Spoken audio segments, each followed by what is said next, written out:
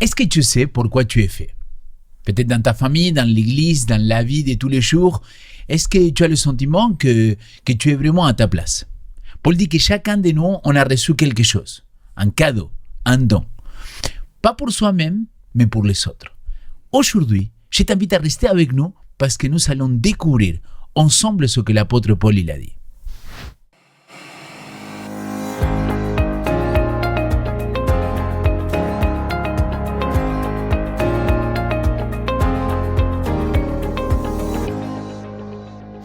Bonjour et bienvenue dans 3DS. Nous continuons notre exploration des épîtres aux Corinthiens. Aujourd'hui, nous sommes à la leçon numéro 6.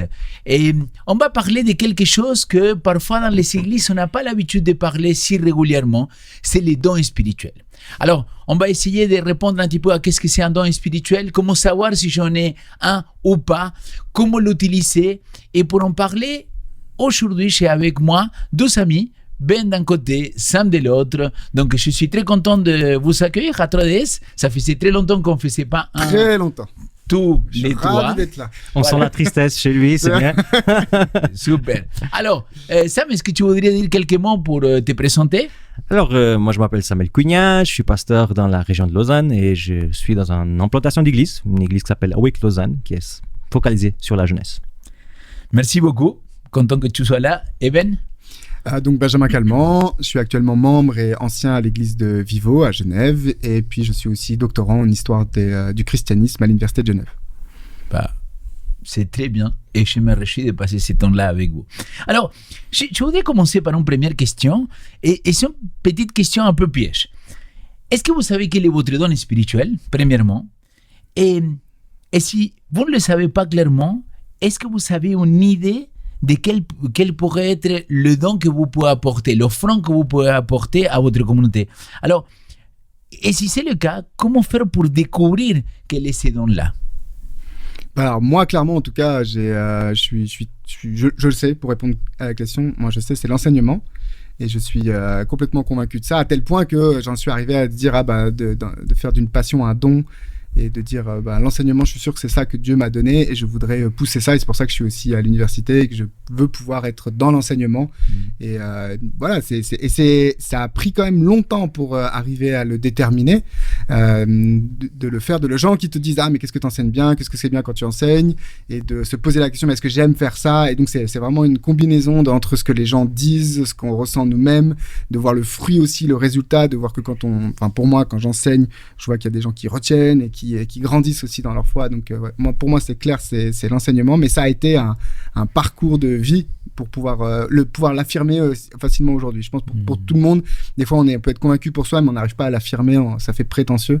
Moi je suis assez convaincu aujourd'hui. Et c'est pour ça que on va revenir sur ça, tu vas investir dedans. Exactement. Pour le développer davantage. Au bout d'un moment j'ai dit il faut aller à fond, quand on est convaincu il faut aller à fond, quoi. Ok, merci beaucoup. Alors moi j'aime beaucoup la distinction entre don et talent. Parce que pour moi, don, c'est vraiment ce qui est écrit sur la parole dans une liste. Et talent, c'est tout ce qu'on peut voir. Alors, je remarque que des fois dans les églises, quand justement on pose la question par rapport aux dons spirituels, ça m'est arrivé, j'ai posé la question à des assemblées, est-ce que vous savez qu'est-ce que sont les dons spirituels? Tout le monde lève la main. Et après, j'ai dit, mais vous pouvez citer un ou deux. Et après, ce qui est cité, c'est jamais les dons spirituels. Le chant, Exactement. Tu vois, des choses comme ça. C'est jamais ce qui est là-dedans. Alors, j'entends dans ta question que c'est plutôt la question des talents. Alors, même si l'enseignement, c'est un don ministériel en Éphésiens 4. Donc, ça, c'est clair. Mais oui, moi, je pense que chez moi, c'est aussi un peu l'enseignement, l'accompagnement, la créativité. Moi, je pense que c'est des talents qui sont innés en moi et qui font aussi un peu le centre de mon ministère. Le premier don du Saint-Esprit, les talents. Parce que dans l'Ancien Testament, la première fois qu'on nous dit que le Saint-Esprit descend sur quelqu'un, c'est pour faire des choses artistiques. Ok. C'est sur Iran Exactement, c'est quand il faut construire le temple. Mon esprit sera sur lui pour qu'il produise, je sais plus c'est quoi la phrase, mais c'est pour travailler. Des belles choses. Donc un étranger et même pas juif. C'est intéressant quand même. Ouais. Très beau. Mais on va revenir sur ça, les amis. Merci beaucoup de ces partages-là. On était partis, nous, là. Oui, mais c'est très bien. Mais je vous propose là maintenant qu'on puisse prier et qu'on puisse s'élancer aussi dans l'étude de la parole aussi. Père éternel, merci beaucoup, Seigneur, de pouvoir partager ce temps-là avec toutes les personnes qui nous regardent de l'autre côté de l'écran. Je te prie que maintenant tu sois avec nous comme mon frère dans la technique, mais aussi avec toutes les personnes qui sont de l'autre côté de l'écran. Garde-nous, que ton esprit puisse nous parler aussi par rapport à nos dons, à nos talents et la manière dans laquelle nous pouvons te servir. C'est ma prière au nom de Jésus. Amen. Amen. Alors, justement, cette semaine, on va parler des dons spirituels et on va revenir sur les définitions que vous avez données par rapport aux dons, par rapport aux talents et d'où ils viennent les dons spirituels, pourquoi ils existent, comment l'Église elle fonctionne, comment le corps a des différentes parties et que chaque partie, il va amener quelque chose. Je vous propose d'aller lire un texte qui se trouve en 1 Corinthiens chapitre 12, verset 4 à 6.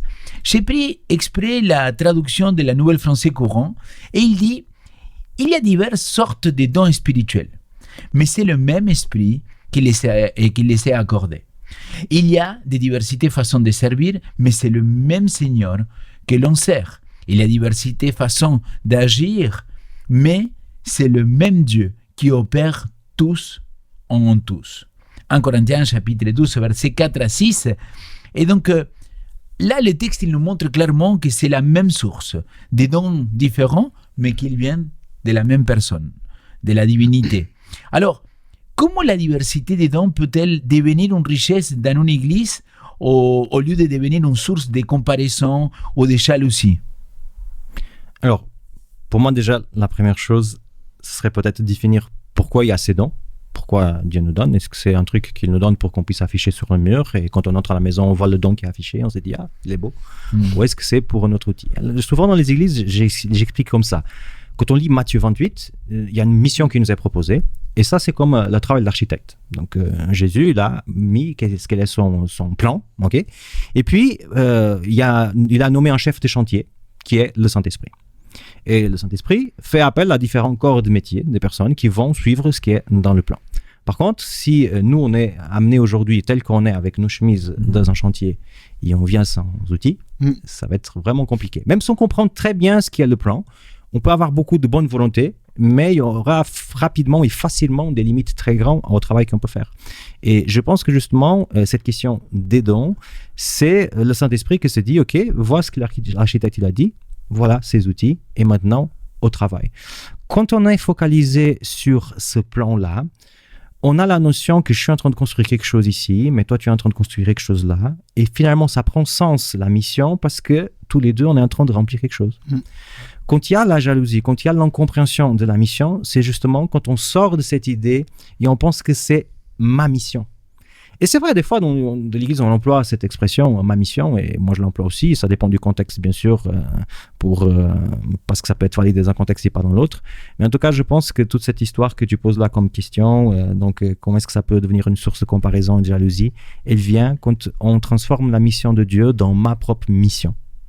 Et ma propre gloire, ma propre réussite. Et quand on arrive là, normalement, ça va bien se passer pour nous. Moi, je trouve cette image, elle est ouf. Ce que tu viens de dire là sur ce côté, le plan, parce que c'est exactement ça. On oublie des fois que dans don spirituel, il y a spirituel. C'est vraiment le résultat de la rencontre avec l'esprit. Ça veut dire qu'il y a quelqu'un qui est à l'origine, à la source de tout ça. Donc, c'est pas comme tu disais, un don pour moi. C'est un don, quelque part, c'est l'esprit qui a besoin de moi pour que son don s'exprime. Et du coup, c'est fort, on le voit vraiment ça. C'est un fil rouge, c'est un narratif qu'on a dans tout le long de la Bible. Dieu, il n'a pas donné à un seul systématiquement l'ensemble des dons, des compétences et la responsabilité de la mission. Il a réparti les tâches. Comme un chef de chantier qui dit non, attends, je ne peux pas avoir qu'une seule personne qui va monter tout. Pendant que toi, tu travailles là, toi, tu vas travailler là. Et puis toi, tu vas faire ça pour que l'autre puisse faire ça. Donc, il y a vraiment cette collaboration. Il y a plusieurs étapes aussi. Ouais, c'est ça. Des fois, on peut penser qu'on commence à construire la maison par le toit, mais non, c'est pas comme ça que ça marche. Non, et c'est l'esprit qui voit le tout et qui peut dire non, là, tu vas attaquer un truc qui a zéro sens pour toi.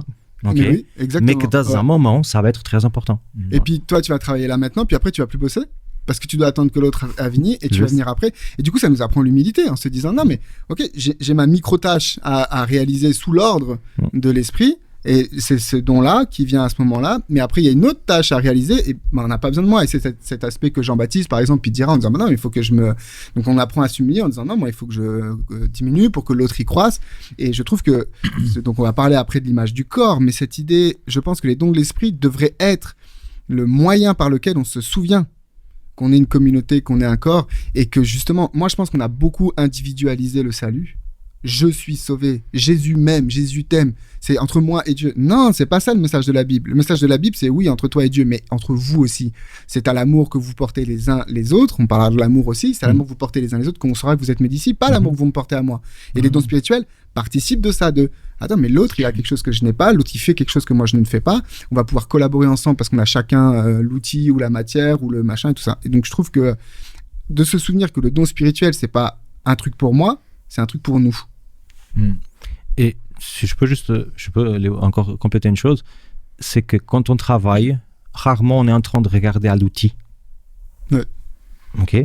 Quand on est concentré à faire un boulot, on est en train de voir ce qui va être la fin, mais on n'est pas en train de regarder le marteau constamment. Ouais. Et je pense qu'il y a des fois aussi dans le regard un problème par rapport à cette question des dons, c'est que il faut pas non plus être trop focalisé sur le don qui m'a été donné, mais sur l'œuvre que le Seigneur veut faire, qui est plus grande et qui normalement engage plus de personnes que moi. Après, j'irai même plus loin en disant des fois, tu as cet outil-là dans les mains, mais après, tu en auras un autre. Et dans les dons, il y a ce côté je donne et j'enlève. Et ça, dans la Bible, on l'a souvent. Et des fois, on a l'impression que tu parlais des talents tout à l'heure. Le talent, c'est le truc que tu développes et que tu gardes. Mais est-ce qu'on est capable d'accepter que le don, c'est peut-être maintenant ce don-là, et puis demain, le Seigneur me donne un autre don, parce qu'à ce moment-là, c'est ce don-là qui a besoin. Et que peut-être que le don que moi j'avais, qui m'apporte une forme de reconnaissance, je vais peut-être le perdre pour qu'un autre l'ait à son tour. Et justement, on s'humilie devant ça en disant non mais attends, il y a un chef de chantier. Moi je trouve cette image elle est géniale, on va écrire un bouquin, le chef de chantier.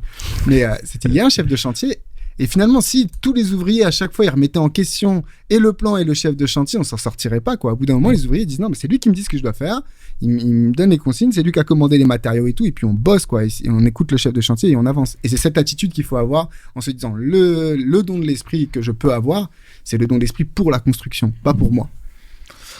Je pense qu'il y a cette notion-là qui peut-être il nous rapproche un petit peu de la première définition que vous avez donnée entre la différence entre don et talent. Moi j'aime beaucoup définir que le talent, c'est quelque chose qui est inné et que le Seigneur, il me demande. C'est pas qu'il m'encourage, il me demande de le développer.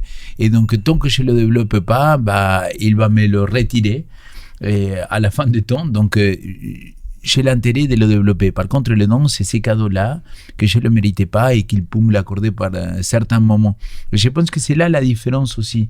Quand tu dis, voilà, à partir du moment que ces talents-là, je le mets au service de Dieu, comme le service, c'est l'un des dons de l'esprit, là, je commence à rentrer dans cette dynamique spirituelle dans laquelle je suis là pour servir, pas pour regarder mon propre outil, mais pour regarder le plan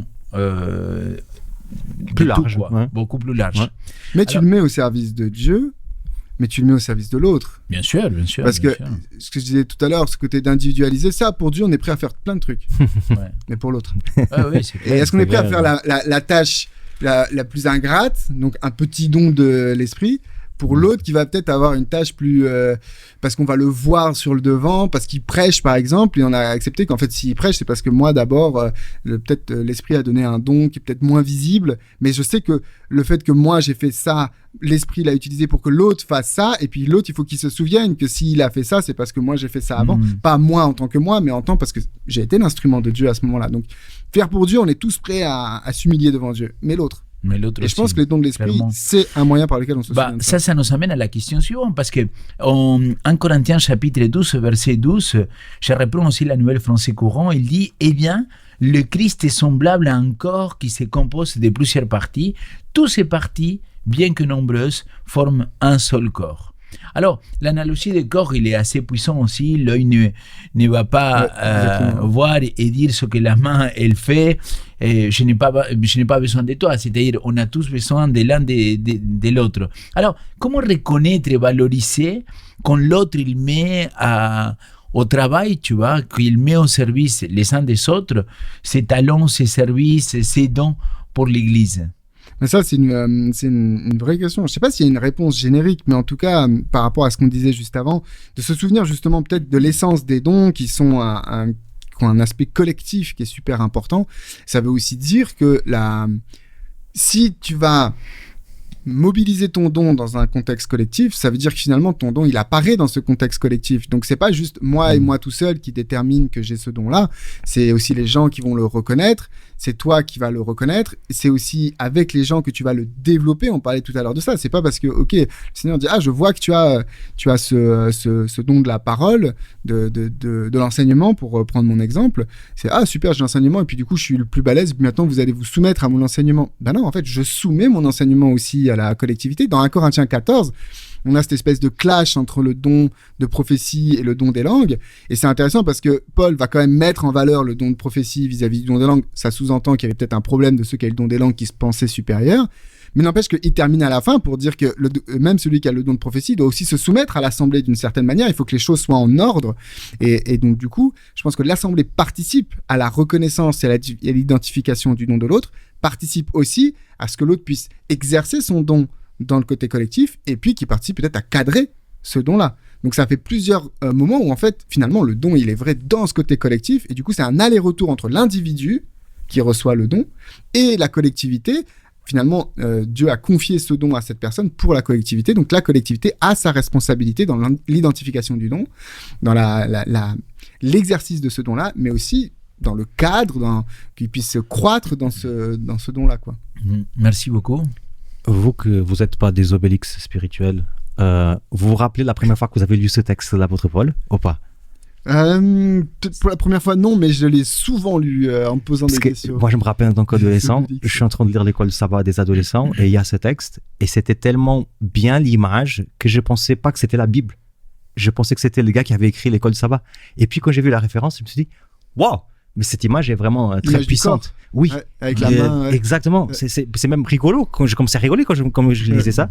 Et en fait, moi j'aime beaucoup cette image. Et je pense que les personnages secondaires, comme on pourrait les appeler dans la Bible, ils jouent un rôle très important.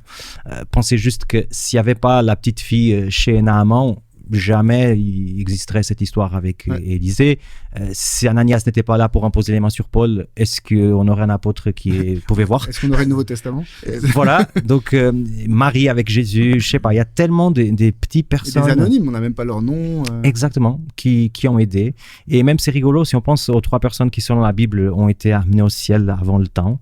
On a le grand Moïse, le grand Élie, et puis un Enoch, que nous, on le considère un grand personnage parce que voilà, au ciel. Mais non, c'est complètement secondaire. Exactement. Dans la Bible, c'est juste un gars qui marche avec Dieu. Ouais. C'est tout. C'est le grand exploit de sa vie. C'est pas d'ouvrir la mer Rouge, ni, je sais pas, faire que le feu descende du ciel. C'est juste de marcher avec Dieu. Donc, moi, je pense que ces textes montrent jusqu'à quel point aussi on doit avoir cette éducation contre-culturelle, de se dire que secondaire, c'est pas nécessairement inférieur. Parce que toute la société nous dit justement le contraire. Il y a ce film, maintenant ça devient un peu vieux, qui était fait sur William Shakespeare, qui aborde une thèse, qui est juste une thèse, mais comme quoi, c'est pas lui qui avait écrit, c'était un noble, mais qu'à l'époque, écrire du théâtre, c'était pas quelque chose que la noblesse pourrait faire, donc il passe par un gars. Et finalement, au début, il est tout content parce que ces pièces de théâtre sont en train d'être jouées dans les grandes salles en Angleterre. Mais à un moment donné, il s'est dit, mais je suis quand même le personnage secondaire et j'aime pas. Et ça, c'est très humain. Donc, le texte est là quelque part pour nous dire, non, pense à tous ces personnages secondaires dans la Bible que sans eux, on n'aurait pas d'histoire biblique. Ça me vient encore Jonathan et Michal qui ont sauvé la vie de David à plusieurs reprises. Donc, sans David, il n'y a pas de Messie. Donc, c'est quand même hyper intéressant. Je pense que ça fait aussi partie de ceux qui sont les yeux qui pourraient se prendre justement comme l'essentiel du corps, de se souvenir, parce que c'est un peu ça aussi le texte de Paul. Il ne s'adresse pas aux petits en disant non, vous avez de la valeur. Il s'adresse plutôt à ceux qu'on va tendance à appeler les grands, les stars de la foi, en disant oublie pas. Et je pense que des fois, moi, je me rends compte, il y a des gens, voilà, moi, j'enseigne beaucoup, je prêche, on nous voit à la télé, donc quand je vais quelque part, on me salue, des trucs comme ça. Donc je me dis, je fais peut-être partie de ceux qui sont les plus visibles. Et à côté de ça, il y a des gens qui, à côté de moi, peuvent se dire, non, moi, je suis inutile dans le parcours de l'église.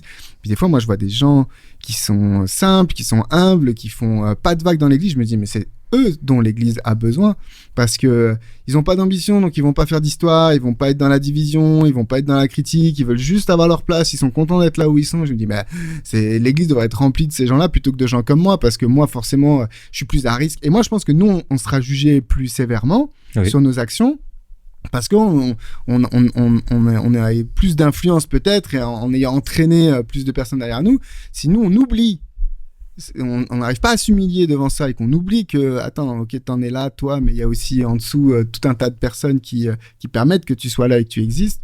Si nous, on oublie ça, eh ben, on va être jugé. Et le don spirituel, c'est aussi, donc ce passage-là d'un Corinthiens 12, qu'on est un corps, c'est aussi le discours de dire, attends, tu peux être l'œil ou ce que tu veux, n'empêche que la tête, c'est Jésus, quoi.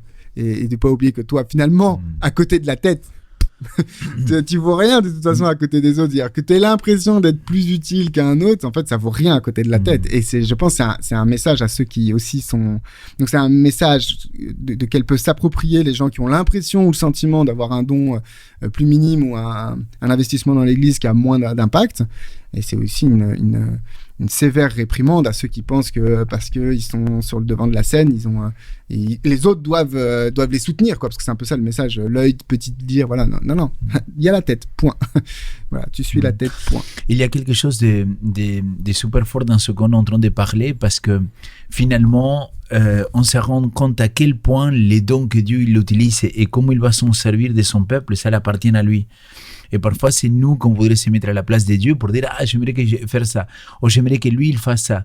Mais finalement, c'est Dieu qui dirige les chantiers et qu'il va guider les choses. Mais là-dessus, je voudrais mettre les pieds dans le plat parce que tu vois, on dit des fois dans nos églises, et je suis le premier à le dire, on a un petit peu abandonné la place des dons spirituels. D'abord, on a remplacé ça par les talents. Du coup, on dit don talent, on a une confusion totale. Et en plus de ça, c'est un peu casse-pied, quoi. Des gens un peu chelous qui viennent faire avec des manifestations spirituelles. Non, nous, on aime bien quand il n'y a pas de vague, que l'église, elle est bien cadrée, voilà, un côté réformé. Mais du coup, on a des gens dans nos églises qui, eux, veulent vivre les choses spirituelles à fond. Et c'est pas toujours les plus agréables des personnes. Parce que typiquement, le cas classique que l'on a, c'est le Saint-Esprit m'a dit pour toi. Et ça, c'est typiquement un schéma qu'on a dans la Bible, le prophète qui vient, qui a une parole de sagesse ou de quoi que, appelle-le comme tu veux, et qui vient et qui te dit le discours. Et le problème dans nos communautés, c'est que comme on a séparé la communauté de l'individu qui a le don, l'individu qui a le don, il se permet n'importe quoi, quitte à faire des traumatismes profonds auprès des gens quand tu penses que tu as l'esprit qui est venu te dire un truc et que tu viens devant l'assemblée ou devant la personne et tu dis des trucs. Et à côté de ça, les églises qui ferment la porte complètement à ce ministère-là en disant non, ces gens-là, on n'en veut pas. Et donc, ferment la porte à la capacité d'exercer le don spirituel. Et il faut arriver à trouver un équilibre entre les deux où la personne qui vit son don spirituel est encadrée par la communauté. Puisque la question que tu posais, c'était mais comment est-ce que je peux savoir ou pas? Mais finalement, c'est cet aller-retour entre les deux, et la personne qui pense que l'esprit, et typiquement un exemple que j'ai vu dans d'autres églises, c'est la personne qui pense que l'esprit lui a donné un message, elle va voir les anciens et le pasteur en me disant pour telle personne j'ai le sentiment que l'esprit m'a donné ça. Et il peut y avoir un aller-retour, et il y a des anecdotes intéressantes dans notre église où Ellen White a parfois tenu des propos, des visions qu'elle a eues, et elle a été corrigée par exemple par Andrews, parce que dans la Bible ce qu'elle disait, il y avait un problème, et elle a reconnu après en disant oui c'est vrai, j'avais pas bien compris ce qu'on m'avait donné. Donc, est-ce que le prophète comprend toujours ce qu'il reçoit? Et elle a publiquement écrit dans la revue en Herald, voilà, j'avais reçu ça et j'avais pas compris en fait cette expression-là, et c'est Andrews qui a corrigé en disant non, bibliquement ça tient pas la route, telle et telle chose. Et il y avait cette capacité de dire, et ils ont fait cette phrase en gros dans la revue en Herald, c'est la Bible qui explique le don spirituel et pas l'inverse. Et je pense que ça, c'est une attitude qu'on pourrait apprendre à développer dans nos communautés au niveau local, mais peut-être aussi plus large, de dire il faut mieux réintégrer les dons spirituels et arrêter de tout vouloir administrer et de dire des fois il y a un peu des trucs chelous qui nous dépassent. Par contre, c'est pas parce qu'on accepte ces aléas de l'esprit qu'il n'y a pas un cadre qui est la communauté avec le pasteur, les anciens, l'ensemble des ministères, et que le don spirituel, aussi foufou puisse-t-il être, il évolue dans un cadre qui est capable de le réprimander en disant là c'est peut-être aller trop loin. Du coup, ce que tu pourrais penser à ces moments-là, c'est je suis fort. Mais bon, ça je le dis souvent dans mes communautés, je dis attention les amis, moi je viens que accompagner cette personne-là, mais le fait que cette personne-là elle soit arrivée à prendre cette décision-là, c'est pas que moi. C'est l'ensemble de la communauté, parce que vous l'avez accueilli, parce que vous l'avez accompagné, parce qu'il y a quelqu'un qui me l'a présenté, parce qu'il y a quelqu'un qui, après, il est devenu ami de cette personne-là. Donc, c'est un travail collectif. Donc, même amener une personne à Jésus-Christ, c'est pas le travail d'une personne, mais c'est le travail d'une communauté. Et plus on est responsable de ça, mieux c'est. Moi, je trouve qu'ici, en tout cas, je ne sais pas au Portugal, mais en Amérique du Sud, la présentation de l'enfant, il n'a pas la même symbolique ici en la francophonie. Donc la présentation de l'enfant, c'est un petit peu, c'est une sorte de bénédiction particulière sur l'enfant. C'est pas le baptême de l'enfant, mais à la limite, tu vois, on va prier pour que l'enfant, il soit béni, qu'il s'éloigne pas du Seigneur. Et moi, je trouve que dans la francophonie, c'est quelque chose que je le fais aujourd'hui, mais systématiquement, de dire, attends, on prie pour lui, mais c'est les parents qui doivent prier pour son gamin. Mais par contre, on va prier pour les parents, mais je vais prier pour vous, pour que vous vous rendiez compte à quel point la communauté il a un rôle importantissime. Et c'est là que je vois les services des dons et talents dans la communauté. Quand l'autre, il me reconnaît, il dit, mais moi, je pense que tu as ces talents-là, ces dons-là, tu vois, et je vois que tu as une facilité pour faire ceci. Et quand tu le mets au service de l'Église et des autres, c'est là qu'il devient le plus important. Mais Paul, il va avancer, parce que pour tous ceux qui vont nous écouter, que vous êtes en train de regarder, ça serait super intéressant que vous puissiez lire, peut-être dès que vous aurez le temps de lire des chapitres 12 jusqu'au chapitre 14, parce que c'est un ensemble. Donc, c'est nous qu'on a les exégètes de la Bible, les traducteurs qui sont séparés les chapitres, mais c'est un ensemble. Donc, ça serait bien de lire chapitres 12, 13 et 14 d'un seul coup pour que vous voyez ce que l'apôtre Paul il voulait partager. Donc, je reviens parce qu'au centre, il va y avoir cet chapitre 13 qui est tellement connu, au verset 1, qui dit « Quand j'ai parlé en langue, celle des hommes et celle des anges, si je n'ai pas l'amour, je suis airain qui résonne ou un cymbale qui retentit. » Paul, il vient de parler des dons spirituels, il vient de parler des manifestations de l'esprit, et là, il dit « Sans amour, tout ça, ça ne vaut rien. » L'amour n'est pas simplement un sentiment, mais c'est un don, ou peut-être le don par excellence, et c'est la condition pour tous les autres. Alors, ma question c'est, pourquoi l'amour il est tellement important dans ce que l'esprit il va donner, et comment reconnaître un don spirituel et qu'il est exercé avec amour d'un don qu'il est vraiment pour soi-même, quoi. Revenons à l'image initiale. Okay. Si j'achète une visseuse, si je veux l'utiliser bien, je ne peux pas utiliser la notice d'une circulaire. Okay. Donc, c'est-à-dire, si j'utilise la visseuse avec la notice de la circulaire, je vais faire quelque chose qui n'est pas du tout adapté. Je pense que la notice des dons spirituels, c'est l'amour. C'est le mode d'emploi, l'utilisation d'un don spirituel doit toujours être l'amour. Alors, mais est-ce qu'une personne peut avoir un don spirituel et l'utiliser sans l'amour? Alors, moi, je pense que ça peut être possible. Alors, des fois, on peut confondre ça avec les talents, mais je pense que même un don spirituel peut être utilisé sans l'amour dans le cœur. Si jamais penser à l'histoire de Balaam, qui est une histoire où j'ai plus de questions que proprement de réponses, parce que quand on lit le texte, je pense que c'est assez compliqué comme histoire. Mais c'est quand même un exemple où on voit clairement quelqu'un qui a une bénédiction de Saint-Esprit puisqu'il est prophète et qui va l'utiliser d'une façon plutôt bizarre. Donc oui, moi je pense que oui, c'est l'amour qui est la notice. Après, c'est pas parce que je fais quelque chose avec amour et avec un don de l'esprit que le résultat est toujours bon. Et c'est ça aussi que la société nous montre, que c'est le résultat de quelque chose qui prouve que cette chose est bonne ou mauvaise.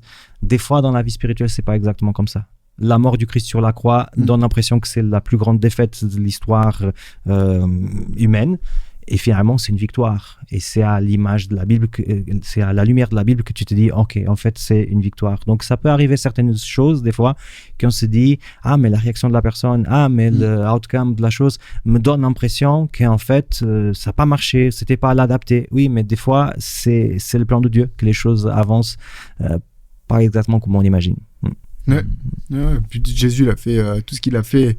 On pourrait qualifier ça de don spirituel, entre les guérisons et tout. Clairement. Il a fait avec tout l'amour que tu veux, ça n'a pas empêché en face des gens d'avoir la haine contre lui. Et d'être critiqué, d'être mis en question. Et d'avoir dérangé, d'avoir sûrement créé. Moi, je pense que le don spirituel, il y a aussi un élément, c'est que il y a ce côté, j'ai un don, je suis trop fort, c'est trop bien et tout, Dieu m'a donné une énorme bénédiction. Mais en fait, Dieu, il donne une responsabilité énorme en donnant le don. Et on a plein de personnages dans la Bible qui ont le don, et qui en font n'importe quoi. Bon, voilà, tu peux citer Balaam, mais on en a d'autres avec des prophètes. Il y a des histoires où, comme tu dis, on a plus de questions que de réponses. Mais je trouve que justement, une partie de la réponse, c'est de dire, mais des fois, Dieu, il donne le don. Et c'est pas parce qu'il a donné le don qu'il est dans ta tête aux manettes à faire les trucs. Ce serait mieux que ce soit ça. Mais finalement, en te donnant le don, il te donne aussi la responsabilité. Il te dit, voilà un super outil, fais gaffe. Comme avec nos enfants, moi je fais du bricolage et puis quand ils me voient bricoler, ils ont très envie de bricoler à leur tour. Je leur dis ok, viens, je vais te montrer comment on utilise la scie, le marteau. Et ça m'est arrivé une fois que voilà, il utilise le marteau, il se fasse mal. Je dis bah tu vois, je t'avais dit attention, ne le prends pas, tu le prends avec moi. Et puis il l'a pris tout seul.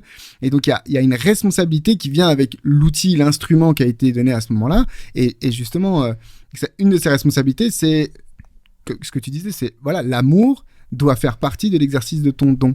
Si quand tu exerces ton don, tu n'es pas en quête de cet amour-là, toi, dans ta responsabilité propre, bah tu l'utilises comme il faut pas. Maintenant, le résultat, c'est le résultat, mais toi, en fait, ta responsabilité, c'est de s'assurer que tu es vraiment en train de le chercher l'amour dedans. Et j'ai envie de retourner un petit peu la manière dont on lit des fois le texte, où, voilà, Paul, il donne cette image en disant, si j'ai le don, mais pas l'amour, je suis un airain qui résonne. Donc, l'airain, c'est le don, et le fait de manquer d'amour, c'est ce son creux qui n'a pas de sens. Et du coup, on pourrait retourner dans le sens. Finalement, on ne peut réellement exprimer l'amour de Dieu qu'à travers les dons spirituels.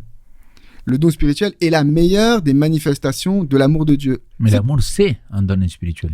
C'est un don spirituel, mais c'est aussi, par exemple, quand le don de guérison, ça doit être la traduction d'un amour pour l'autre. Je suis heureux, je l'aime et je voudrais qu'il soit guéri. Et pas, t'as vu comment je suis balèze, je l'ai guéri. Et ça peut vite tomber là-dedans. C'est-à-dire, Dieu peut te donner le don de guérison, tu peux avoir guéri la personne et dire... Et par exemple, quand on a Simon dans le livre des Actes qui regarde les dons et qui voit le résultat, le truc extraordinaire, il dit ah, vas-y, tiens, c'est combien? Parce qu'il veut pas l'amour qu'il y a dans le don. Il veut la sensation, le côté sensationnel qu'il y a dans le don. Et voilà, le don de prophétie, quand j'ai une révélation pour l'autre, c'est l'amour que j'exprime à ce moment-là en disant mais toi, tu as un truc à guérir dans ta vie, parce que dans 1 Corinthiens 14, c'est ça, c'est les secrets des cœurs qui sont révélés et les gens qui se soumettent à Dieu. J'imagine derrière, il y a la question de, il y a un truc dans mon cœur qui était pas OK et grâce à Dieu, ça va être guéri. Donc, quand j'amène la parole de prophétie auprès de la personne, c'est pour qu'elle puisse retrouver un chemin de guérison. Donc, c'est que de l'amour, finalement. Ça ne devrait être que de l'amour et pas du sensationnel. Et disons, je pense que si on reprenait la liste des dons, on pourrait se poser la question, tiens, quelle est la facette de l'amour de Dieu qui se manifeste dans ce don-là? Et c'est en ça que l'amour est une manifestation de l'Esprit. Et d'ailleurs, dans Romains 5, il est dit l'amour de Dieu est déversé dans nos cœurs par l'Esprit Saint. Donc, tout ce qui va ressortir de notre relation à l'Esprit, qui pourrait être appelé la manifestation de l'Esprit à travers nous, devrait toujours être finalement une manifestation de l'amour de Dieu. On pourrait faire cette espèce de mélange de vocabulaire en disant le don spirituel, la manifestation de l'Esprit, c'est la manifestation de l'amour que l'Esprit a pour celui qui est en face de moi. Pas pour moi, pour celui qui est en face de moi. Et lui, de la même manière, va avoir une manifestation d'amour envers moi. Et en ça, je pense que ça change complètement notre regard dans la quête et la recherche des dons spirituels. Merci beaucoup, Ben. Merci beaucoup, Sam. C'est vrai que les dons spirituels, c'est quelque chose de très vaste. Je pense que on aurait pu faire plusieurs émissions même sur ces sujets-là. L'école du sabbat entière. Mais clairement, parce que c'est quelque chose qu'on néglige énormément et qu'on pense que, tu vois, notamment, je pense que Dieu il peut t'accorder ces dons-là pour aller faire le bien, mais c'est pas pour tout le monde, tu vois. Et généralement, on remet en question, ah oui, mais finalement, pourquoi ça n'a pas fonctionné si j'ai parti prier pour lui et il a été guéri et pour l'autre, il n'était pas guéri? Parce que ça ne dépend pas que de nous. Pour moi, c'est quelque chose qui va beaucoup plus loin. Et parfois, Dieu il peut t'accorder ces dons-là pour servir et pour faire quelque chose. Et d'autres fois, il dit, non, c'est pas ma volonté maintenant. Et ça, c'est une autre chose. Hein. Mais je ne veux pas qu'on rentre à fond dedans. Mais souvent, parfois, on peut avoir les manifestations de l'esprit, on peut avoir les dons de l'esprit, on peut avoir les talents de l'esprit. Et, tu vois, et ma véritable question, mais est-ce que c'est la volonté de Dieu que je fasse ça? Je ne sais pas si vous me comprenez. Jésus-Christ, il aurait pu guérir à d'autres personnes. Il avait la capacité, c'est pas pour autant qu'il l'a mobilisé, quoi. La question, c'est, est-ce que ça, c'est en accord avec la volonté de Dieu? Est-ce que ça, c'est en accord avec le plan de Dieu? Et ça, je pense que parfois, le Seigneur, il nous enlève certaines choses, tu vois. C'est pas qu'il nous enlève ou qu'il nous empêche d'accomplir certains desseins, parce qu'on n'est pas aligné avec sa volonté. Je ne sais pas si c'est clair ce que j'essaie de dire, clair, mais c'est quelque chose qui me travaille énormément parce que j'ai dit, écoute, Dieu il me dit, va. Donc j'y vais, j'ai pris pour la personne. S'il y a guérison, alléluia, gloire à Dieu. S'il n'y a pas de guérison, alléluia, gloire à Dieu. Parce que je pense que ça l'appartient à lui, pas à moi. Et donc, tu vois, j'ai dit ça parce que dans nos milieux, aujourd'hui, il est rentré une vague très grande qui vient de chez les évangéliques. Désolé s'il y a quelqu'un qui se sent blessé par ça, mais si tu n'es pas guéri, t'as pas la foi. C'est parce que tu n'as pas la foi. Ouais. Et donc, et c'est ne pas avoir compris le plan de Dieu. Tu n'as pas la puissance. Tu n'as pas la puissance, celui qui. Voilà. Ouais. Et donc, du coup, peut-être chez la puissance, peut-être toi tu as la foi, mais peut-être c'est pas la volonté de Dieu que tu sois guéri. Ouais. Et ça, dans la Bible, il y a beaucoup de cas, les amis. Il y a beaucoup de cas dans lesquels on voit que peut-être la volonté de Dieu n'était pas exactement celle-là et qu'ils vont choisir l'autre, tu vois. Mais c'est là où on peut poser la question, quelle est la finalité du don de l'esprit? Parce que si tu regardes par exemple 1 Corinthiens 14, c'est super intéressant dans 1 Corinthiens 14, quand il va mettre en compétition ces deux dons-là, il va donner un exemple, Paul. Il est super pragmatique dans sa prédication à ce moment-là. On va revenir sur ça, mais oui. On peut y aller, vas-y. C'est notre école du sabbat. De toute façon, tu pourras pas couper. Laisse. Si. Vas-y. Il met l'exemple en disant que si quelqu'un rentre dans la communauté et qu'il y a quelqu'un qui a tel don ou quelqu'un qui a tel don, quel est le résultat? Et la question, c'est l'évangélisation en fin de compte. Et du coup, la manière de vivre le don, il est. Tout à l'heure, je parlais de l'expression de l'amour, mais il y a aussi cette idée de est-ce que ça va participer au grand plan de Dieu que la personne elle se convertisse en face. Et ça, quelque part, c'est pas ma pitié pour l'autre. Par exemple, pour parler du don de guérison, c'est j'ai tellement envie qu'il soit guéri que je vais prier, il va être guéri. Mais est-ce que ça participe au plan de Dieu que cette personne à ce moment-là, elle soit guérie? Et c'est là que je m'aligne avec la volonté de Dieu. Et c'est ça. Alors, et que je la recherche. Voilà. On a plein de personnages dans la Bible que c'est étonnant de dire pourquoi ils n'ont pas été guéris. Mais bien sûr. Paul en premier, c'est Élisée, le disciple des miracles, le prophète des miracles. Pierre, pourquoi il n'a pas été sauvé? Les autres disciples, Étienne, tu vois, quand il va mourir là, c'est ça. Je me dis pourquoi il n'envoie pas un ange et il l'enlève comme il a enlevé d'autres fois Jésus-Christ à la croix, tout simplement, tu vois. Est-ce qu'on n'aurait pas pu l'épargner? Pourquoi est-ce qu'Étienne n'a pas été ressuscité? Bien sûr. Mais parce que pour ça moi. Ça participe ou pas? Exact. Il fallait se dire, ok, il y a quand même un dessein divin, il y a quelque chose qui va dans ce sens-là, et je pense que ça, c'est super important. Par contre, je reviens sur cette notion-là, parce que là, tu vois comment ça fonctionne parfois l'esprit, ou comment l'esprit peut nous parler. Tu as commencé à parler quelque chose que lui et moi, on t'a entendu beaucoup parler, que nous-mêmes, on en parle beaucoup, sur 1 Corinthiens chapitre 14. Et pendant que tu parlais, je me disais, moi, je vois très bien de quoi tu parles. Je sais très bien de quoi tu parles parce que moi-même, je le prêche, parce que moi-même, je l'enseigne. Mais par contre, mon frère, là, tu vas trop vite. Parce que je pense qu'il y a peut-être 90% de l'auditoire, de ceux qui nous regardent, qu'ils n'ont pas saisi quand tu parles dans Corinthiens chapitre 14 et de quelle est la différence entre les deux et pourquoi c'est le don de l'évangélisation. Donc là, maintenant, regardez. Si on reprend chapitre 14, verset 3, le même livre en Corinthiens. Il dit, supposons que je parle en langue des êtres humains et même celle des anges. Et si je n'ai pas l'amour, je ne suis rien. D'accord? Ça, on l'avait lu tout à l'heure. Mais le verset 3, il dit que le don de Dieu, il est là pour venir encourager, exhorter et construire. Alors, explique un petit peu ce que tu as allé peut-être un peu vite, selon mon point de vue. L'esprit m'a dit de te dire. Non. Et qu'est-ce que tu entends? Pourquoi? Quels sont les deux dons que Paul il va parler en 1 Corinthiens? Et pourquoi tu penses qu'il y a un don que c'est vraiment pour l'évangélisation et un autre que peut-être c'est plutôt pour l'édification? L'exemple que donne Paul dans les versets qui sont un petit peu plus loin, dans Corinthiens 14, c'est l'idée de dire que si quelqu'un rentre si quelqu'un rentre dans l'assemblée et que tout le monde parle en langue, en gros, il vous prendra pour des fous. Et quand il dit parle en langue, il est en train de parler de quelque chose que c'est bizarre pour nous et que nous, on ne comprend pas. Et que personne ne comprend. Voilà. Dans l'assemblée, tout le Corinthiens 14, il n'y a personne dans la salle, là, mais maintenant, tu peux comprendre. La langue des anges. Voilà, la langue des anges, la glossolalie, appelez-la comme vous voulez, mais c'est important de dire que là, on n'est pas dans le même cas de figure qu'Actes chapitre 2. Non, pour moi, non. Qui est un cas unique. Et un cas unique parce que là, Pierre, il parle et chacun, il entend dans sa propre langue. Ouais. Donc, il n'a pas besoin de traducteur, il n'a pas besoin d'interprète. Donc, en 1 Corinthiens, quand Paul il parle des langues des anges, il dit il faut qu'il y ait un interprète, il faut qu'il y ait quelqu'un qui il explique ou qu'il traduise. Et si quelqu'un rentre et que tout le monde est en train de faire ça, vous passez pour des dingues. Et la personne dit, vous êtes des malades. Voilà. Et tout de suite après, il va comparer avec le don de prophétie. En disant, si quelqu'un vient dans l'assemblée et que tout le monde prophétise, il a cette phrase de dire, les secrets de son cœur sont révélés et il déclarera que Dieu est bien parmi vous. Et du coup, ça veut dire qu'à ce moment-là, il y a un des dons, donc dans cette comparaison, ce clash de dons dans 1 Corinthiens 14, il y a un des dons qui peut-être a servi à celui qui a exercé le don, parce qu'il dit dans tout 1 Corinthiens 14 qu'il s'édifie lui-même, qu'il se fait du bien et tout ça. Ça reste un don spirituel, ça fait du bien à la personne, mais ça participe pas à la personne d'en face dans ce cas-là. Par contre, le don de prophétie, lui, à ce moment-là, il participe à ce que la personne d'en face rencontre Dieu.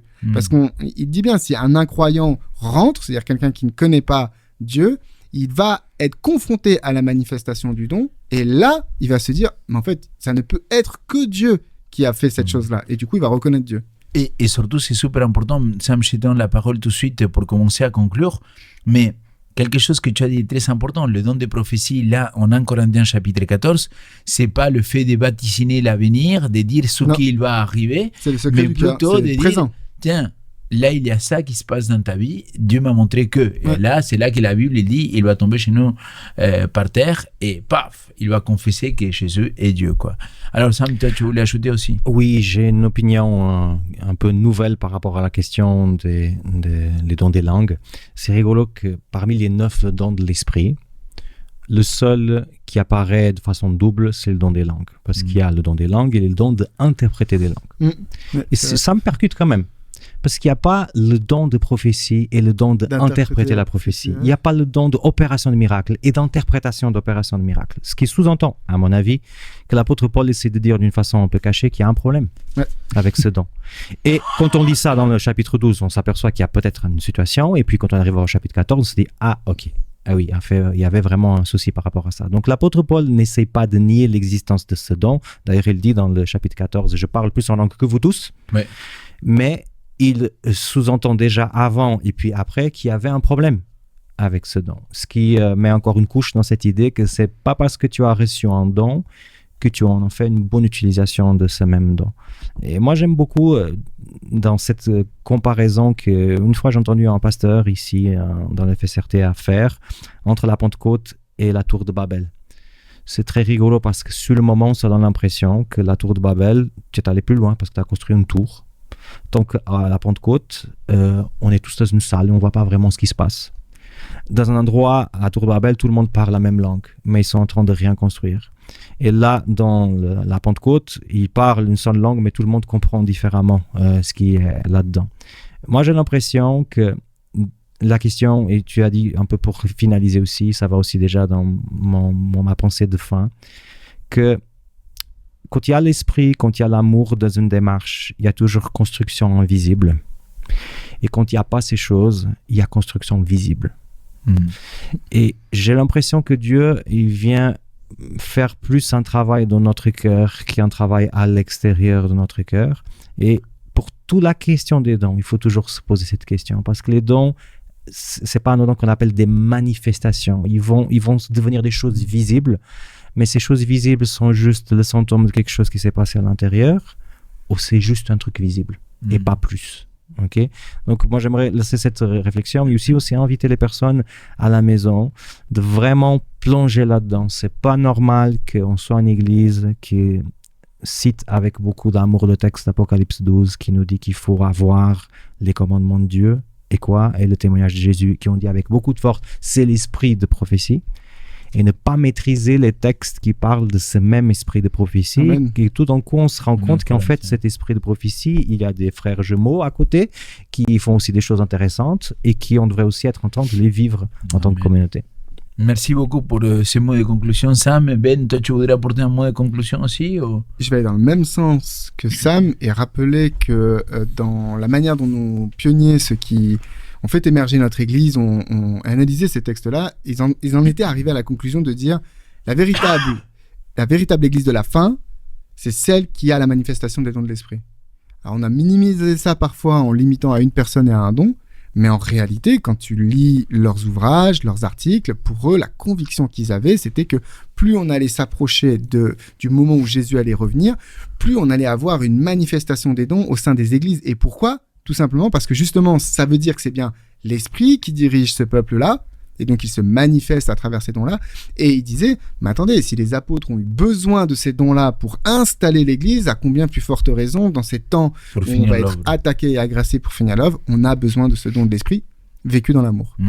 En Corinthiens chapitre 14, verset 1, il dit, aspirez, cherchez. Soyez zélés. Soyez zélés pour chercher les dons spirituels. Et je dis souvent, quand je parle de ce texte-là, je dis, c'est comme la dernière fois que tu as prié pour recevoir les dons de l'Esprit ou l'un des manifestations de l'Esprit. Je pense que c'est quelque chose qu'on oublie et qu'on devrait faire régulièrement ensemble. C'était exactement ça que je voulais dire, avec les mêmes textes. Donc, merci Seigneur.